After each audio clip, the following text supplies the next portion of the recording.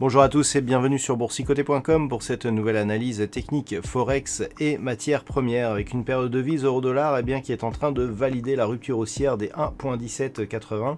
Hier, j'attirais votre attention ici sur, suite au contact ici avec cette zone de résistance, une phase de consolidation horizontale. Je vous indiquais que l'on évoluait toujours ici au-dessus de la moyenne mobile 20 exponentielle et que pour l'instant, la dynamique de fond était toujours haussière. On en a la confirmation puisque en cassant ici cette zone à la hausse, on a un nouveau plus haut significatif qui valide donc la poursuite de cette dynamique. Donc maintenant, il faudra vérifier que cette zone des 1.1780 devienne support par rapport à la dynamique actuelle. Et tant que cela sera le cas, le prochain objectif sera une poursuite du mouvement en direction des 1.2060.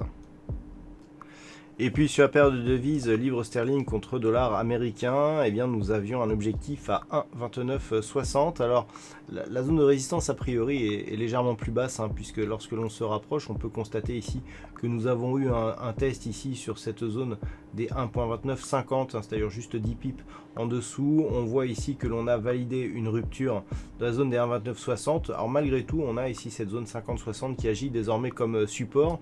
Donc un petit peu comme sur la paire de devises euro-dollar, nous avons une validation de la poursuite de la dynamique haussière. On est largement au-dessus de la moyenne mobile 20 exponentielle et on est en train ici de tutoyer les 1.30 et nous avons donc un objectif de poursuite en direction de la prochaine résistance des 1.3160.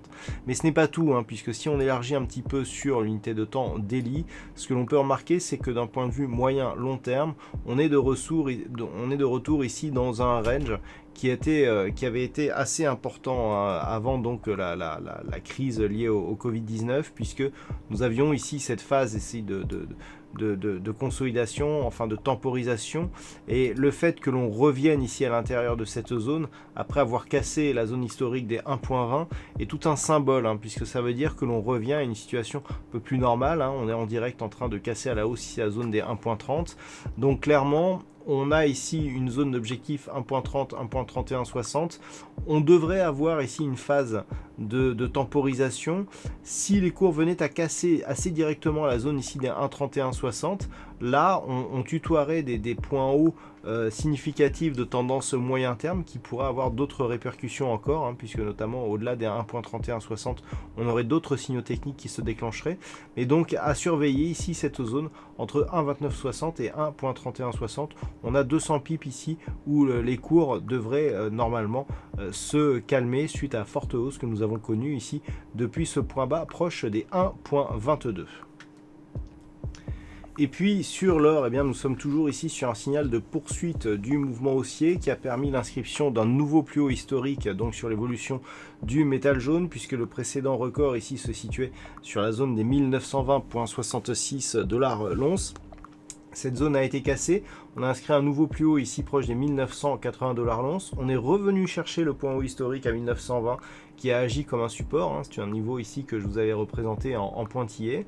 On est venu tester ici la moyenne mobile 20 exponentielle juste sur cette zone ici, on voit bien ici l'attaque, et on reprend ici la dynamique haussière avec un métal jaune qui se rapproche de son nouveau point haut historique, donc proche des 1980 $ l'once. Dans ce contexte, on peut attendre ici un objectif qui se situe désormais sur un point psychologique, la zone des 2000 $ l'once, qui en cas de rupture pourrait nous ouvrir encore une fois de nouvelles perspectives sur la dynamique actuelle.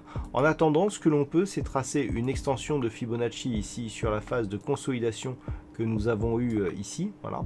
Et donc cette extension, elle nous donne le prochain objectif direct qui se situe désormais à 2027,12 $ l'once, donc au-delà de la zone psychologique des 2000 $ l'once. Et puis enfin sur le WTI, eh bien, suite au contact ici sur la zone des 42,50 $ le baril, on est toujours ici dans une phase de neutralisation autour des 41 $ le baril. On était sur un niveau légèrement inférieur auparavant. On est venu ici chercher cette zone de résistance avant de temporiser. Donc on a ici une zone de range entre la zone des 40,50 $ le baril et cette zone ici des 42,50. Tant que l'on est à l'intérieur de ce range, eh bien, le mouvement donc se neutralise avec un fond de tendance qui reste tout de même orienté à la hausse. Mais pour valider la continuité de ce mouvement, il faudrait désormais casser la résistance majeure ici des 42,50 $ le baril, auquel cas nous aurions un nouvel objectif haussier qui se situerait à 51 $ le baril.